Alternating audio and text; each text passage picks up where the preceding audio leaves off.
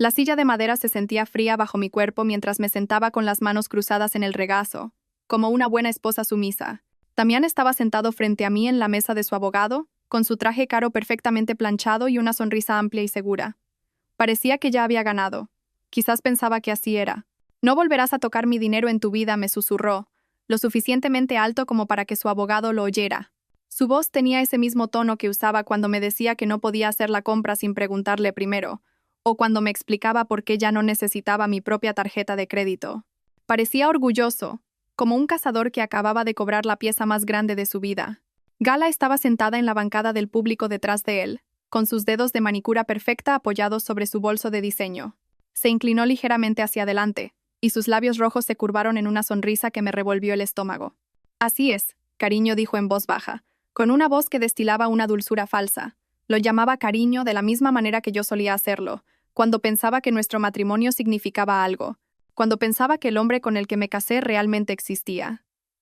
Leocadia, la madre de Damián, estaba sentada junto a Gala como si fueran viejas amigas planeando una merienda. Su pelo canoso estaba recogido en un moño apretado, y sus fríos ojos azules me miraban como si fuera algo sucio que acababa de pisar. Nunca le había gustado. No desde el día en que Damián me llevó a casa hace 8 años. Yo no era lo suficientemente buena para su precioso hijo. Siempre decía. No era lo suficientemente rica, no tenía suficiente clase, no era digna del apellido Montenegro. «No se merece ni un céntimo», dijo Leocadia, y su voz resonó en la silenciosa sala del juzgado. Sonrió al decirlo, la misma sonrisa que me dedicaba cada Navidad cuando me entregaba una tarjeta regalo de El Corte Inglés mientras a Gala le regalaba joyas carísimas. Incluso antes de la infidelidad, Leocadia ya había estado planeando mi reemplazo. Mi abogado, el señor Rivas, estaba sentado a mi lado, revolviendo papeles. Parecía nervioso, como si supiera que estábamos a punto de perderlo todo. El equipo legal de Damián estaba formado por 3 abogados del bufete más caro de Madrid. Llevaban maletines llenos de documentos que demostraban que yo nunca había trabajado, que no tenía cualificaciones, que no merecía nada más que una pensión básica. Me pintaban como una cazafortunas que había atrapado a su pobre e inocente cliente. La jueza Roca, una mujer de unos 50 años con una mirada penetrante y el pelo entrecano, había estado escuchando sus argumentos toda la mañana. Tenía fama de ser dura pero justa. No sonreía mucho y no parecía impresionada por los trajes caros ni los abogados de renombre, pero incluso ella parecía dispuesta a fallar a favor de Damián.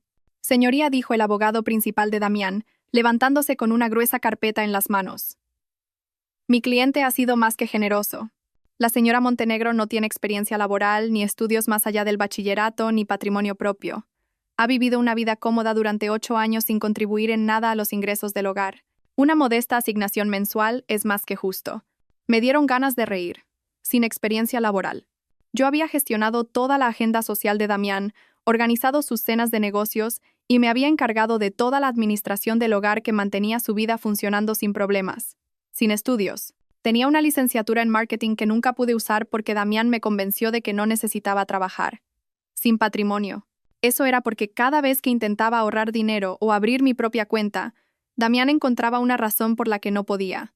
Pero me quedé sentada en silencio, interpretando el papel que todos esperaban de mí. La esposa débil e indefensa que no entendía de dinero, de negocios, ni de cómo funcionaba el mundo real. Llevaba tanto tiempo interpretando ese papel que a veces casi me lo creía. Damián se giró para mirarme, con sus ojos oscuros llenos de satisfacción. Pensaba que me había destrozado por completo. Durante los últimos 6 meses, desde que descubrí su aventura, se había estado preparando para este momento. Había movido dinero, ocultado activos, y se había asegurado de que todo pareciera pertenecerle solo a él. Pensaba que yo era demasiado estúpida para darme cuenta, demasiado asustada para contraatacar. El señor Rivas se levantó lentamente, como si caminara hacia su propia ejecución. «Señoría, tengo una última prueba que presentar en nombre de mi cliente». Su voz tembló ligeramente mientras metía la mano en su maletín y sacaba un sobre blanco. «La señora Montenegro ha preparado una carta para la consideración de este tribunal». El abogado de Damián pareció confundido. No les habían informado de ninguna carta. Damián frunció el ceño y su sonrisa de confianza se desvaneció un poco. Gala se removió en su asiento, su postura perfecta volviéndose un poco menos perfecta. Los fríos ojos de Leocadia se entrecerraron mientras observaba al señor Rivas caminar hacia el estrado de la jueza. La jueza Roca tomó el sobre y lo abrió con cuidado. La sala estaba tan silenciosa que pude oír el crujido del papel mientras desplegaba la carta. Sus ojos se movieron por la página, leyendo en silencio. Al principio, su expresión no cambió. Luego, lentamente, sus cejas comenzaron a arquearse. Leyó durante lo que pareció una eternidad. Los abogados de Damián empezaron a susurrar entre ellos. El propio Damián me miraba fijamente, intentando adivinar qué demonios podría haber escrito yo que tuviera alguna importancia. Todavía parecía seguro de sí mismo, pero ahora había algo más en sus ojos, algo que podría haber sido preocupación. La jueza Roca terminó de leer y levantó la vista hacia todos los reunidos ante ella. Entonces ocurrió algo asombroso. Empezó a reír. No una risa educada, sino una carcajada profunda y real que resonó en las paredes. Se rió tanto que tuvo que dejar la carta y quitarse las gafas para secarse las lágrimas. «Oh, esto es bueno», dijo en voz baja, pero su voz se oyó con claridad en la silenciosa sala. «Esto es muy, muy bueno». Las sonrisas de confianza desaparecieron de sus rostros como si alguien hubiera apagado un interruptor. La cara de Damián se puso pálida. La boca de Gala se abrió ligeramente. La fría compostura de Leocadia se resquebrajó, y por primera vez en 8 años, pareció genuinamente asustada. Sentí que una pequeña sonrisa tiraba de la comisura de mi boca. Por fin, después de meses de planificación y preparación, era hora de que supieran la verdad. Hace 3 años, pensaba que tenía el matrimonio perfecto. Damián llegaba a casa del trabajo con flores, me besaba en la puerta y me decía la suerte que tenía de tenerme. Vivíamos en el hermoso chalet de su familia en el barrio de Salamanca, con sus columnas blancas y su césped perfectamente cuidado. Me sentía como una princesa en un cuento de hadas. «Alba, no tienes que preocuparte por el dinero», me dijo Damián una noche mientras nos sentábamos a la mesa del comedor. Cortaba su solomillo con movimientos precisos, tal y como su madre le había enseñado. «Gano lo suficiente para los dos. Deberías centrarte en hacer de nuestro hogar un lugar hermoso».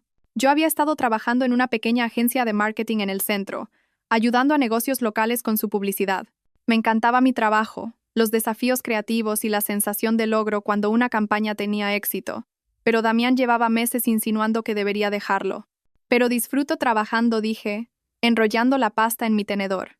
«Y el dinero extra nos ayuda a ahorrar para nuestro futuro».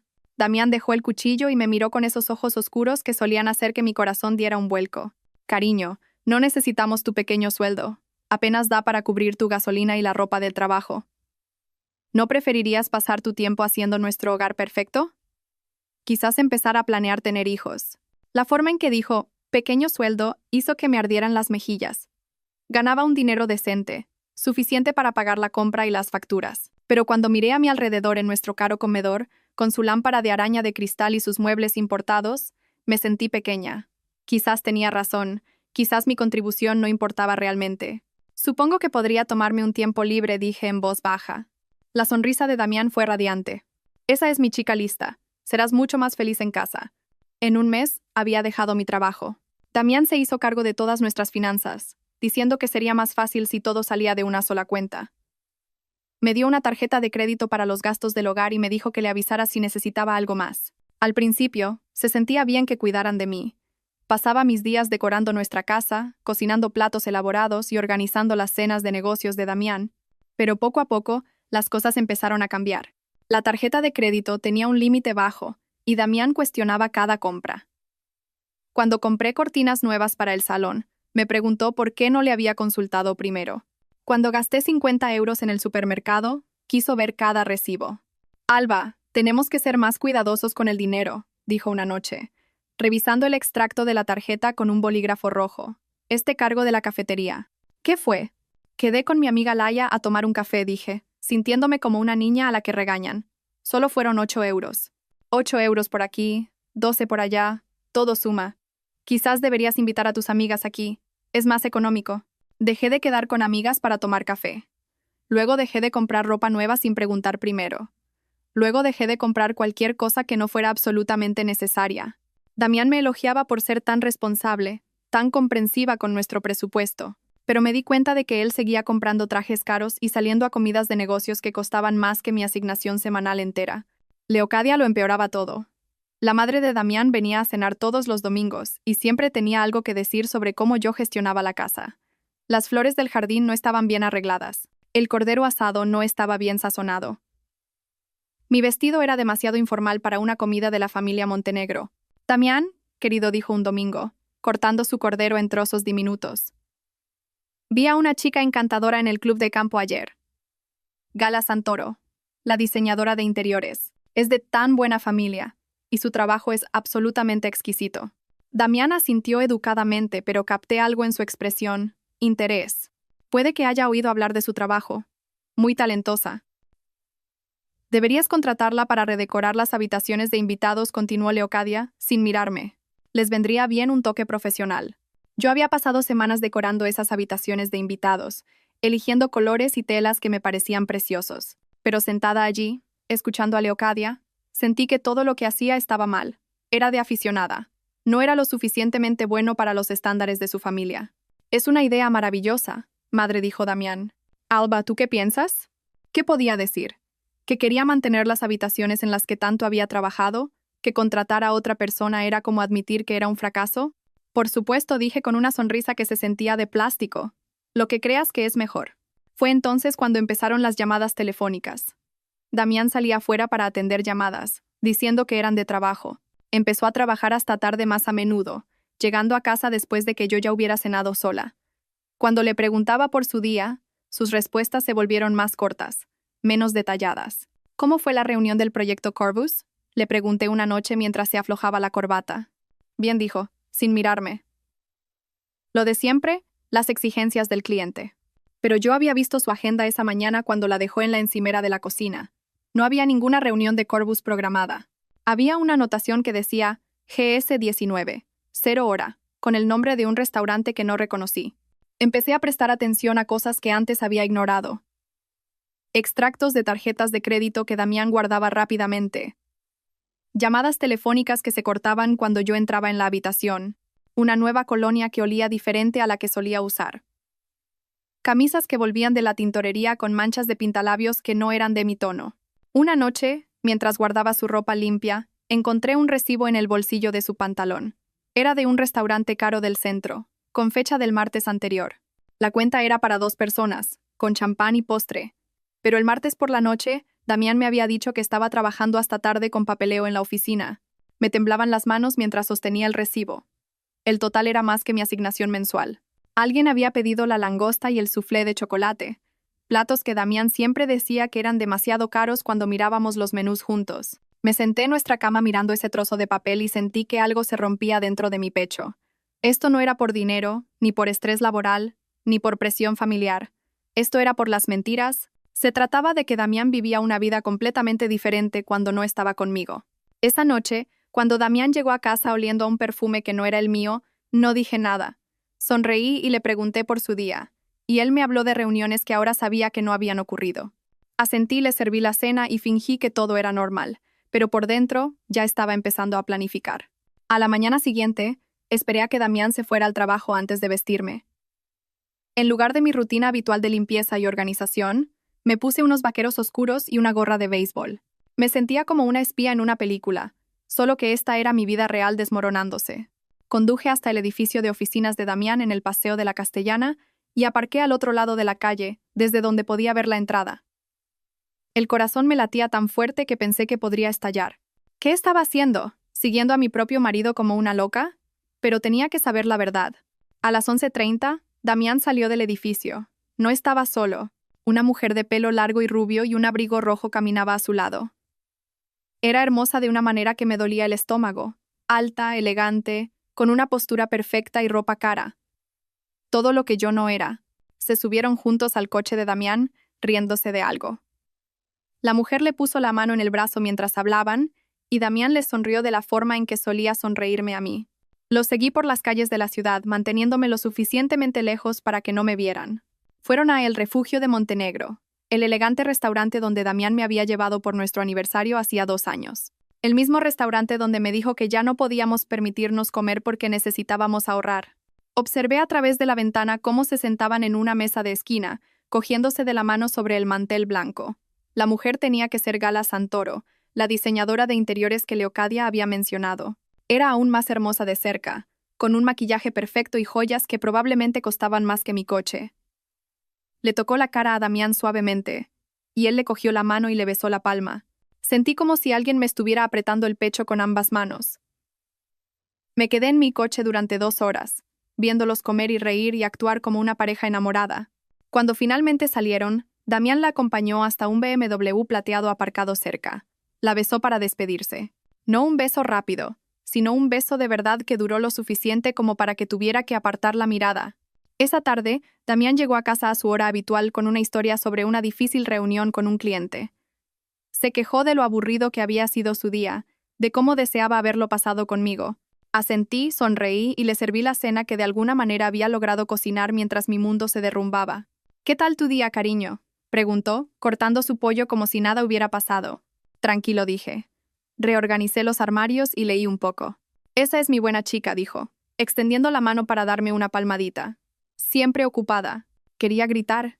Quería tirar mi plato contra la pared y exigirle saber quién era Gala y cuánto tiempo llevaba esto ocurriendo. Pero en cambio, le apreté la mano y le pregunté si quería postre. Durante las semanas siguientes, me convertí en una experta en seguirlos. Aprendí su rutina. Comidas los martes y jueves, reuniones por la tarde que en realidad eran cenas los viernes, viajes de fin de semana que Damián me decía que eran conferencias de negocios. Iban a galerías de arte, catas de vino y tiendas caras donde Gala se probaba ropa que costaba más de lo que yo gastaba en 3 meses. Damián le compraba joyas, flores y bolsos de diseño. Pagaba todo con tarjetas de crédito que yo nunca había visto. La peor parte era ver lo feliz que parecía con ella. Se reía más en una tarde con Gala que conmigo en el último año. Le abría las puertas, le retiraba la silla, y la miraba como si fuera la persona más fascinante del mundo. Todas las cosas que solía hacer por mí cuando nuestro matrimonio era real. Un sábado, lo seguí hasta el Club Ecuestre de la Sierra, donde Leocadia era socia. Aparqué fuera y observé a través de la valla cómo jugaban al tenis juntos. Leocadia también estaba allí, sentada en una mesa en la terraza, aplaudiendo cuando Gala hacía un buen punto. Después del partido, los tres se sentaron juntos a tomar algo. Leocadia estaba animada de una manera que nunca la había visto, riendo y gesticulando mientras hablaba con Gala. Le tocó el brazo a Gala afectuosamente y asentía con aprobación a todo lo que decía. Estaba claro que Leocadia no solo sabía de la aventura, sino que la estaba fomentando. Conduje a casa y me senté en mi casa vacía, comprendiendo finalmente la verdad. No se trataba solo de que Damián tuviera una aventura. Se trataba de reemplazarme por completo. Leocadia había encontrado a alguien que consideraba digna de su hijo, y todos estaban trabajando juntos para echarme. Esa noche, Damián llegó a casa con arañazos en los brazos del partido de tenis. Cuando le pregunté por ellos, dijo que había estado moviendo cajas en el trabajo y se había enganchado el brazo con un clavo. Otra mentira, contada con tanta facilidad que me pregunté cuántas otras me había creído a lo largo de los años. Damián, dije con cuidado. Tu madre volvió a mencionar a esa diseñadora de interiores en la cena la semana pasada. Gala Santoro. ¿Has pensado en contratarla? Su rostro no cambió, pero noté una pequeña pausa antes de responder. Ah, sí. Lo miré, pero es muy cara. Quizás el año que viene, cuando el negocio mejore. Debe ser muy talentosa para cobrar tanto. Supongo que sí. No la he conocido personalmente. Mentira tras mentira tras mentira. Asentí, sonreí y fingí creerle, pero por dentro estaba tomando notas. Cada historia falsa, cada excusa inventada, cada vez que me miraba a los ojos y mentía sobre dónde había estado y con quién. A los 2 meses de mi investigación, me di cuenta de algo que lo cambió todo. Damián no solo estaba teniendo una aventura, estaba planeando dejarme por Gala, pero quería asegurarse de que yo no obtuviera nada en el divorcio. Todas esas conversaciones sobre dinero, todas las restricciones en mis gastos, todas las formas en que me había hecho dependiente económicamente, todo era parte de un plan. Iba a divorciarse de mí y alegar que yo no había contribuido en nada a nuestro matrimonio. Se quedaría con la casa, los coches, las inversiones, todo. Yo me quedaría sin nada mientras él comenzaba su nueva vida con Gala y la aprobación de su madre. Pero Damián había cometido un error crucial. Pensaba que yo era demasiado débil y demasiado estúpida para contraatacar. No tenía ni idea de que yo estaba observando, aprendiendo y planeando mi propia estrategia. Mientras estaba sentada en nuestro dormitorio esa noche, escuchándolo dormir plácidamente a mi lado, tomé una decisión. Si Damián quería jugar con dinero y mentiras, yo aprendería a jugar mejor que él. A la mañana siguiente, esperé a que Damián se fuera a su reunión con un cliente, que yo sabía que en realidad era un almuerzo con Gala. Entonces, hice algo que nunca había hecho antes. Entré en su despacho en casa y empecé a revisar sus papeles. El despacho de Damián era su espacio privado. La única habitación de la casa donde se suponía que no debía limpiar ni organizar. Lo mantenía cerrado con llave cuando no estaba en casa, pero le había visto esconder la llave debajo de la lámpara de su escritorio meses atrás. Me temblaban las manos mientras giraba la llave y entraba. El despacho estaba ordenado y organizado, con archivadores a lo largo de una pared y un gran escritorio cubierto de papeles. No sabía qué estaba buscando, pero sabía que tenía que empezar por alguna parte. Empecé por los cajones del escritorio, revisando cuidadosamente carpetas y documentos. La mayor parte eran cosas aburridas de negocios que no entendía: contratos de proyectos de construcción, cartas de clientes, facturas de materiales, pero en el cajón inferior encontré algo interesante. Una carpeta etiquetada como cuentas personales que contenía extractos bancarios que nunca había visto. Damián tenía 3 cuentas bancarias diferentes de las que yo no sabía nada. Los extractos mostraban enormes cantidades de dinero entrando y saliendo, mucho más de lo que pensaba que generaba su negocio. Había depósitos de empresas de las que nunca había oído hablar y retiradas de efectivo que parecían demasiado grandes para gastos normales. Hice fotos de todo con mi móvil, teniendo cuidado de volver a poner cada papel exactamente donde lo encontré. El corazón me latía tan rápido que me sentía mareada, pero seguía adelante. Si Damián me estaba ocultando dinero, necesitaba saber cuánto y dónde estaba. En el archivador encontré más sorpresas. Había documentos de una sociedad llamada Montenegro Holdings SL, que Damián nunca había mencionado. Según los papeles, esta empresa era propietaria de varias propiedades por la ciudad, propiedades que Damián me había dicho que pertenecían a sus clientes. Una carpeta contenía recibos de compras caras que no reconocí, un reloj que costó 0 euros, unas vacaciones en las Maldivas que nunca había hecho, joyas de tiendas en las que nunca había estado. Todas estas cosas se pagaban con dinero de cuentas que yo no sabía que existían. Pero el descubrimiento más impactante estaba en una carpeta marcada como documentos legales. Dentro había papeles de un abogado del que nunca había oído hablar, discutiendo algo llamado estrategias de protección de activos. Los documentos hablaban de mover dinero a paraísos fiscales y crear sociedades fantasma para ocultar el patrimonio a posibles acreedores o reclamaciones legales. No entendía todo el lenguaje jurídico, pero entendí lo suficiente para saber que Damián estaba ocultando dinero a propósito. Se estaba preparando para algo, y tenía el terrible presentimiento de que ese algo era nuestro divorcio. Pasé 3 horas en ese despacho haciendo fotos de cada documento que parecía importante. Para cuando oí el coche de Damián en el camino de entrada, había cerrado todo con llave y estaba en la cocina preparando el almuerzo como si nada hubiera pasado. ¿Qué tal tu reunión?, le pregunté mientras me besaba en la mejilla. Productiva, dijo, aflojándose la corbata. El proyecto Valoria avanza más rápido de lo esperado. Otra mentira. Había visto su agenda, y no había ningún proyecto Valoria, pero sonreí, asentí y le pregunté si quería un sándwich. Esa tarde hice otra cosa que nunca había hecho antes. Llamé a mi vieja amiga Laia, que trabajaba como contable en el centro. Habíamos perdido el contacto después de que dejé mi trabajo, pero esperaba que todavía me ayudara. Alba, dijo Laia cuando contestó al teléfono. ¿Cuánto tiempo sin saber de ti? ¿Cómo estás? Estoy bien, dije, tratando de mantener la voz firme. Laia, necesito un consejo sobre unos documentos financieros. ¿Podríamos quedar para tomar un café? Claro. ¿Está todo bien? Pareces preocupada. Te lo explicaré cuando te vea. Nos encontramos en una pequeña cafetería al otro lado de la ciudad, lejos de cualquier lugar al que Damián pudiera ir. Laia estaba igual que siempre, con su pelo rizado y pelirrojo y su sonrisa amable. Pero cuando le mostré las fotos en mi teléfono, su expresión se volvió seria. Alba, ¿de dónde has sacado estos documentos?, preguntó, desplazándose por las imágenes. Son los papeles de negocios de mi marido. Los encontré en su despacho. Laia guardó silencio durante un largo rato, estudiando cada imagen con atención. Finalmente, me miró con preocupación en los ojos. Alba, algunas de estas transacciones parecen muy sospechosas.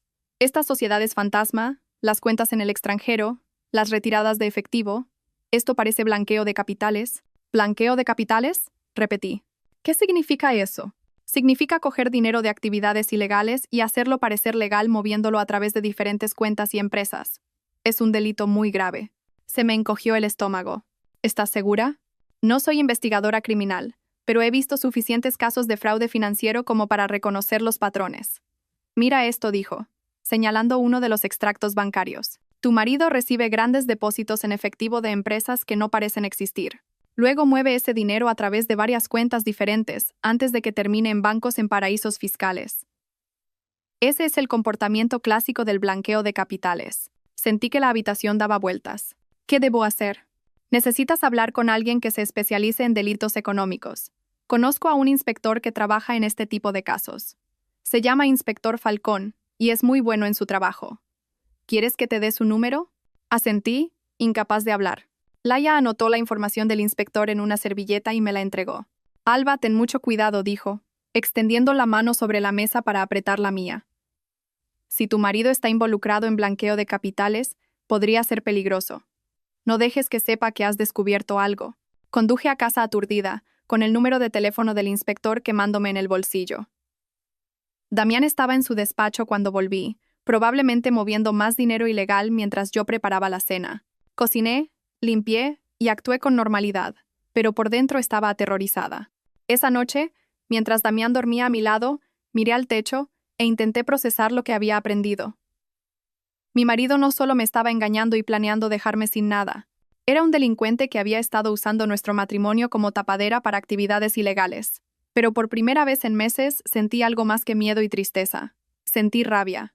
Damián me había mentido sobre todo, me había robado y planeaba destruir mi vida. Pero ahora yo tenía información que podría destruir la suya. Mañana llamaría al inspector Falcón. Mañana empezaría a contraatacar. A la mañana siguiente, esperé a que Damián se fuera al trabajo antes de marcar el número del inspector Falcón. Me temblaban tanto las manos que tuve que intentarlo 3 veces antes de acertar con todos los dígitos. Inspector Falcón, Unidad de Delincuencia Económica y Fiscal, contestó una voz profunda. Hola, dije, con la voz apenas un susurro. Me llamo Alba Montenegro. Laia Martínez me dio su número. Creo que mi marido podría estar haciendo algo ilegal con dinero. Hubo una pausa. Señora Montenegro, ¿puede venir a la comisaría esta tarde? Me gustaría discutir esto en persona. 2 horas después, estaba sentada en un pequeño despacho en la comisaría frente a un hombre de unos 40 años con ojos amables y pelo canoso. El inspector Falcón tenía las fotos de mi teléfono extendidas sobre su escritorio, estudiándolas con expresión seria. Señora Montenegro, ¿cuánto tiempo lleva su marido involucrado en estas actividades financieras? Preguntó. No lo sé, admití.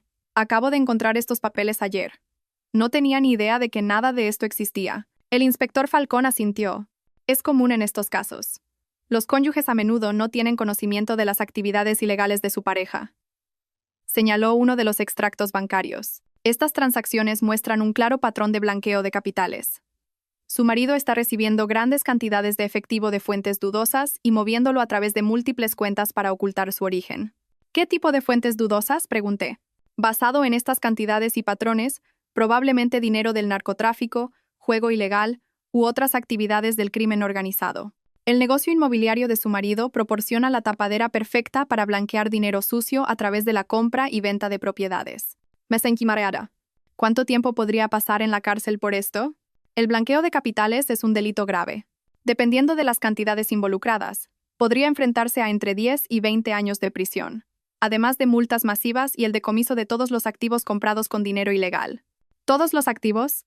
Repetí. ¿Todo? La casa, los coches, las cuentas bancarias, las inversiones. Si se compraron con dinero blanqueado, el Estado los incautará. Mi mente iba a 1000 por hora. Si Damián iba a la cárcel y lo perdía todo, ¿qué pasaría conmigo? No tendría nada, tal como él había planeado. Excepto que ahora sería porque era un delincuente, no porque me hubiera superado en el juzgado de divorcio. Inspector Falcón, dije lentamente. ¿Y si le ayudara a construir un caso contra él? ¿Y si pudiera conseguir más pruebas? Se reclinó en su silla, estudiando mi rostro. Señora Montenegro, eso sería muy peligroso.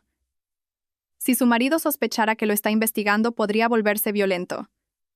Este tipo de gente no se toma bien la traición. Pero ya estoy en peligro, ¿no?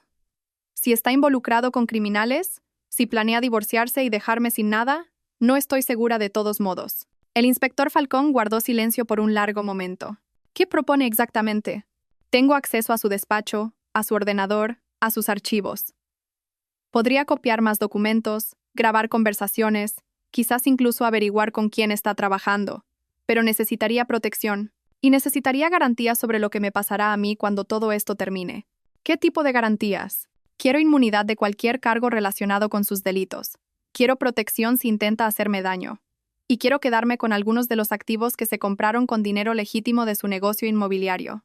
El inspector Falcón sonrió por primera vez desde que llegué. Señora Montenegro, está pensando como una fiscal. Déjeme hacer algunas llamadas y ver qué podemos arreglar. 3 días después, me reuní con el inspector Falcón y una fiscal llamada Sabela Soler. Habían preparado un acuerdo de colaboración oficial que me daba todo lo que había pedido a cambio de mi ayuda para construir un caso contra Damián. Señora Montenegro, explicó la fiscal Soler, trabajará como informante confidencial. Le proporcionaremos dispositivos de grabación y le enseñaremos cómo reunir pruebas de forma segura. Pero debe entender los riesgos. Si su marido descubre lo que está haciendo, podría estar en grave peligro físico. Lo entiendo, dije, firmando los papeles con mano firme. ¿Cuándo empezamos? Durante los 2 meses siguientes, me convertí en una persona diferente. Durante el día, interpretaba el papel de la esposa obediente, cocinando, limpiando y preguntándole a Damián por su día. Pero cada momento que él estaba fuera de casa, yo estaba trabajando. Instalé pequeños dispositivos de grabación en su despacho y en su coche. Copié archivos de su ordenador en memorias USB. Fotografié cada documento que pude encontrar, construyendo una imagen completa de sus actividades ilegales. Las pruebas eran abrumadoras. Damián estaba blanqueando dinero para una organización de narcotraficantes dirigida por un hombre llamado Bryce Reyes. Recibía pagos en efectivo de 50.000 a 100.000 euros, y luego usaba su empresa inmobiliaria para comprar propiedades con ese dinero. Más tarde, vendía las propiedades y depositaba las ganancias en cuentas bancarias legítimas, haciendo que el dinero de la droga pareciera limpio. Pero Damián se había vuelto avaricioso. En lugar de solo llevarse su porcentaje por blanquear el dinero, había estado quedándose con efectivo extra para sí mismo. Usó este dinero robado para financiar su aventura con Gala, comprándole regalos caros y llevándola de viajes lujosos. Grabé conversaciones donde Damián se jactaba ante su socio de lo fácil que era engañar a las autoridades. Fotografié reuniones donde recibía maletines llenos de dinero de hombres de aspecto peligroso. Documenté cada transacción, cada mentira, cada delito. La parte más difícil fue fingir que todo era normal. Cuando Damián llegaba a casa cada noche, me besaba y me contaba su día, inventando historias sobre negocios legítimos mientras yo sabía que había pasado la tarde con narcotraficantes y criminales. Pareces diferente últimamente, dijo una noche mientras cenábamos. Más segura, quizás. Me gusta. He estado leyendo más, dije, lo cual era cierto. Había estado leyendo todo lo que podía encontrar sobre blanqueo de capitales y delitos financieros, aprendiendo cosas nuevas. Eso es maravilloso, cariño. El conocimiento es poder. Si él supiera cuánto conocimiento había adquirido y cómo planeaba usar ese poder en su contra. Al final de los 2 meses, el inspector Falcón me dijo que teníamos pruebas suficientes para arrestar a Damián e incautar todos sus bienes. Pero pedí una semana más.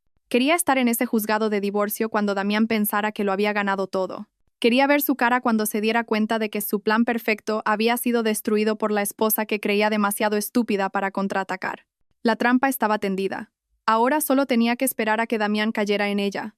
El proceso de divorcio comenzó una fría mañana de martes de noviembre. Me senté en el pasillo fuera de la sala del juzgado, vistiendo un sencillo vestido negro que me hacía parecer más pequeña e indefensa de lo que me sentía. Damián llegó con su equipo de abogados caros, todos llevando gruesos maletines y luciendo sonrisas de confianza. «Buenos días», Alba, dijo Damián, su voz destilando una falsa preocupación. «Espero que podamos superar esto rápida y amistosamente». Asentí dócilmente, interpretando mi papel a la perfección. «Solo quiero lo que es justo, Damián». Me dio una palmadita en el hombro como si fuera una niña. «Claro que sí, cariño, no te preocupes. Me aseguraré de que estés bien atendida». Gala llegó unos minutos más tarde, vistiendo un impresionante traje azul que probablemente costaba más de lo que yo solía ganar en un mes. Se sentó en la bancada del público detrás de Damián, su presencia un claro mensaje de quién ocuparía mi lugar. Leocadia se sentó a su lado, ambas susurrando y sonriendo como viejas amigas planeando una celebración. Cuando entramos en la sala, el abogado principal de Damián, el señor Villalobos, tomó inmediatamente el control. Era un hombre alto, de pelo canoso y un reloj caro. El tipo de abogado que cobra 1.000 euros la hora y gana casos por intimidación. Señoría, comenzó el señor Villalobos. Este es un caso sencillo. Mi cliente, el señor Damián Montenegro, es un exitoso hombre de negocios que ha mantenido a su esposa durante 8 años. La señora Montenegro no tiene experiencia laboral, ni estudios más allá del bachillerato, y no ha hecho ninguna contribución financiera al matrimonio. Solicita un acuerdo irrazonable que arruinaría el negocio y el sustento de mi cliente. La jueza Roca escuchó sin expresión mientras el señor Villalobos presentaba su caso. Tenían gráficos que mostraban los ingresos de Damián, diagramas que demostraban mi falta de contribución y testimonios de testigos que me pintaban como una cazafortunas que había atrapado a un hombre inocente. Leocadia subió primero al estrado de los testigos, con un traje azul marino y perlas que la hacían parecer la perfecta dama de sociedad. Habló con una voz clara y segura sobre cómo yo nunca había encajado en su familia. Damián se esforzó mucho por ayudar a Alba a mejorar, testificó Leocadia. Le pagó clases de protocolo, le compró ropa adecuada, incluso contrató tutores para ayudarla a aprender sobre arte y cultura. Pero ella no mostró ningún interés en superarse o en apoyar la carrera de Damián. Cada palabra era una mentira, pero Leocadia las pronunció con tal convicción que casi me las creí. Damián nunca había pagado clases ni tutores. Lo único que había pagado era mi silencio y sumisión. La señora Montenegro no tiene ninguna comprensión de las obligaciones sociales que conlleva estar casada con un hombre de la posición de Damián, continuó Leocadia. Lo avergonzaba en eventos de negocios y se negaba a participar en actividades benéficas. Francamente, me sorprende que el matrimonio durara tanto. El señor Villalobos asintió con aprobación. Gracias, señora Montenegro. No hay más preguntas. Mi abogado, el señor Rivas, se levantó para el contrainterrogatorio, pero parecía nervioso y poco preparado. Señora Montenegro, ¿no es cierto que su hijo controlaba todas las finanzas del matrimonio? Damián manejaba el dinero porque se le dan bien las finanzas, replicó Leocadia con suavidad. Alba no mostró ningún interés en aprender sobre esas cosas. ¿Y no es cierto que usted fomentó la relación de su hijo con la señorita Santoro? Los ojos de Leocadia brillaron de ira. No tengo ni idea de lo que está insinuando. El señor Rivas se sentó rápidamente, claramente superado. Quise gritarle que luchara más, pero me recordé a mí misma que todo esto era parte del plan. A continuación, Damián subió al estrado. Parecía apuesto y sincero con su traje oscuro. En todo momento, el exitoso hombre de negocios que había sido aprovechado por su codiciosa esposa. Señoría, dijo Damián con la voz llena de tristeza. Quería profundamente a Alba, pero nuestro matrimonio se volvió imposible. No tenía ningún interés en construir una vida juntos o en apoyar mi carrera. Gastaba el dinero frívolamente y se negaba a asumir la responsabilidad de la gestión del hogar. Intenté ayudarla, pero parecía contenta de vivir de mi duro trabajo sin contribuir en nada a cambio. El señor Villalobos guió a Damián a través de un relato detallado de nuestro matrimonio que no se parecía en nada a la realidad. En la versión de Damián, yo era perezosa, egoísta y financieramente irresponsable. Él era el marido sufrido que lo había intentado todo para salvar nuestro matrimonio. Pido un acuerdo modesto que permita a Alba empezar de nuevo, concluyó Damián. Una pequeña asignación mensual y quizás algo de formación laboral para ayudarla a ser autosuficiente. No le guardo rencor, pero no puedo seguir manteniendo a alguien que se niega a mantenerse a sí misma. La sala quedó en silencio cuando Damián terminó. Incluso yo tenía que admitir que era convincente. Si no supiera la verdad sobre sus crímenes y aventuras, podría haberle creído. Gala nunca testificó, pero su presencia en la sala hablaba por sí sola. Se sentó detrás de Damián como una reina esperando reclamar su trono, tocándole ocasionalmente el hombro o susurrándole ánimos al oído. Leocadia le sonreía con evidente aprobación. Cuando fue mi turno de testificar, interpreté mi papel a la perfección. Hablé en voz baja sobre cómo había intentado ser una buena esposa, cómo había gestionado nuestro hogar y apoyado la carrera de Damián de formas que no aparecían en los estados financieros. Pero incluso para mis propios oídos, sonaba débil y poco convincente. El contrainterrogatorio del señor Villalobos fue brutal. Me hizo admitir que no tenía ingresos, ni ahorros, ni habilidades laborales. Cuestionó cada gasto que había hecho, cada decisión que había tomado, hasta que me sentí como una criminal juzgada por el delito de ser dependiente económicamente. Al final del día, estaba claro que Damián había ganado. Sus abogados sonreían. Gala estaba prácticamente radiante, y Leocadia parecía que ya estaba planeando la recepción de la boda. Pero yo no estaba preocupada. Mañana, la jueza Roca leería mi carta, y todo cambiaría. Estaba sentada en esa fría silla de madera, viendo a Damián susurrar sus crueles palabras sobre no volver a tocar su dinero. La dulce voz de Gala llamándolo «cariño» me ponía la piel de gallina, pero mantuve mi rostro inexpresivo. La declaración de Leocadia de que no me merecía ni un céntimo debería haberme dolido, pero en cambio me llenó de satisfacción. No tenía ni idea de lo que se avecinaba. El señor Rivas se levantó con manos temblorosas, sacando el sobre blanco que contenía 2 meses de cuidadosa planificación. Señoría, tengo una última prueba que presentar en nombre de mi cliente. La señora Montenegro ha preparado una carta para la consideración de este tribunal. La sonrisa de confianza de Damián vaciló ligeramente. Sus abogados parecían confundidos, susurrando entre ellos sobre pruebas de las que no habían sido informados.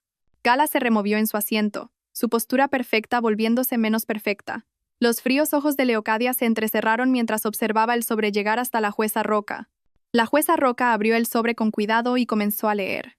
La sala estaba tan silenciosa que podía oír los latidos de mi propio corazón.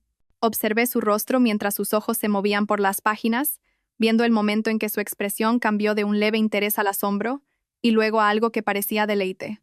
Leyó durante lo que pareció una eternidad. Damián me miraba fijamente, intentando adivinar qué demonios podría haber escrito yo que tuviera importancia. Todavía parecía seguro, pero la preocupación se estaba colando en sus ojos oscuros. Los mismos ojos que me habían mentido durante años. Cuando la jueza Roca terminó de leer, levantó la vista hacia Damián, luego hacia Gala, luego hacia Leocadia. Y entonces se echó a reír. No una risa educada, sino una carcajada profunda y real que resonó en las paredes. Se rió tanto que tuvo que quitarse las gafas y secarse las lágrimas. «Oh, esto es bueno», dijo en voz baja, su voz resonando en la silenciosa sala. «Esto es muy, muy bueno».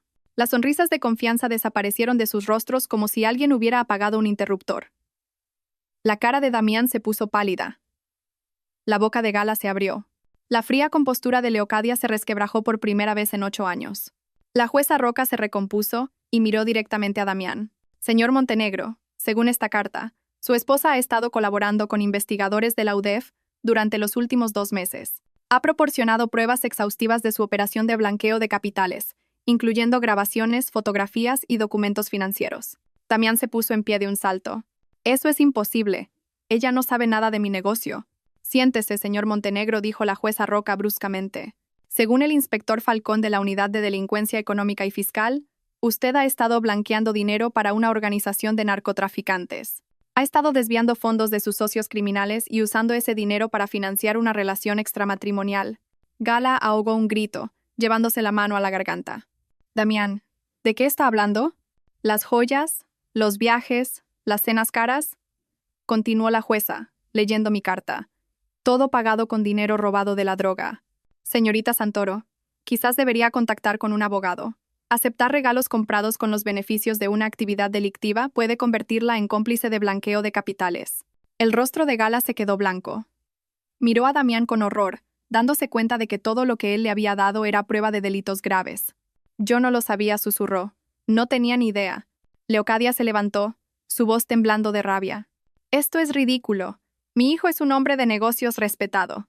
«Señora Montenegro», dijo la jueza, mirando a Leocadia con disgusto. «Su hijo se enfrenta a cargos por blanqueo de capitales, evasión de impuestos y organización criminal. El Estado va a incautar todos los activos comprados con fondos ilegales, lo que parece incluir la casa familiar, los vehículos y la mayoría de las participaciones de su empresa». El abogado de Damián le susurraba frenéticamente al oído, pero Damián lo apartó. «Alba, no sabes lo que has hecho. Esa gente no perdona la traición. Te has puesto en peligro». Me levanté lentamente, sintiéndome más fuerte que en años. «Sé perfectamente lo que he hecho, Damián. Sé que eres un criminal que usó nuestro matrimonio como tapadera para actividades ilegales. Sé que planeabas dejarme sin nada mientras empezabas una nueva vida con dinero robado. Y sé que me subestimaste por completo». La jueza Roca sonrió. «Señora Montenegro, como testigo colaboradora en una investigación oficial, tiene derecho a protección y compensación. La Fiscalía ha acordado permitirle conservar todos los activos que se pueda demostrar que fueron comprados con ingresos legítimos del negocio inmobiliario del señor Montenegro». «¿Cuánto es eso?», preguntó Damián desesperadamente. «Según el análisis financiero, aproximadamente el 40% de sus activos provienen de ingresos comerciales legítimos. La señora Montenegro recibirá esos activos, más una pensión compensatoria, más una recompensa del Estado por su colaboración en esta investigación». Damián se hundió en su silla, la realidad finalmente golpeándolo. Lo había perdido todo: su negocio, su dinero, su libertad y su futuro con Gala. Todo porque había asumido que su esposa era demasiado débil y estúpida para contraatacar. Gala estaba llorando ahora, el rímel corriendo por sus mejillas al darse cuenta de que sus sueños de riqueza y estatus se estaban desmoronando. Leocadia se sentó en un silencio atónito, viendo la reputación de su familia destruida en cuestión de minutos. Además, continuó la jueza Roca, agentes de la Policía Nacional están esperando fuera de esta sala para arrestar al señor Montenegro por cargos de blanqueo de capitales, organización criminal y fraude fiscal. Este procedimiento de divorcio queda suspendido a la espera del resultado de los cargos penales». Las puertas de la sala se abrieron y el inspector Falcón entró con otros 2 agentes. Damián me miró por última vez, su rostro una mezcla de rabia e incredulidad. No tienes ni idea de lo que has hecho, Alba. Sé exactamente lo que he hecho, dije con calma. He recuperado mi vida. Mientras los agentes esposaban a Damián y le leían sus derechos, sentí que un peso se levantaba de mis hombros, un peso que ni siquiera sabía que llevaba. Durante 8 años, había estado viviendo una mentira, casada con un hombre que me veía como nada más que una tapadera conveniente para sus crímenes. Gala huyó de la sala, probablemente ya llamando a abogados para distanciarse de las actividades criminales de Damián. Leocadia la siguió. Las 2 mujeres que habían planeado celebrar mi destrucción ahora enfrentaban su propia ruina. Salí de ese juzgado como una mujer libre, financieramente segura y emocionalmente liberada. Damián me había enseñado que el conocimiento es poder, pero nunca imaginó que yo usaría esa lección en su contra. La esposa débil e indefensa que él había creado se había ido para siempre. En su lugar, había una mujer que había aprendido a contraatacar y que había ganado.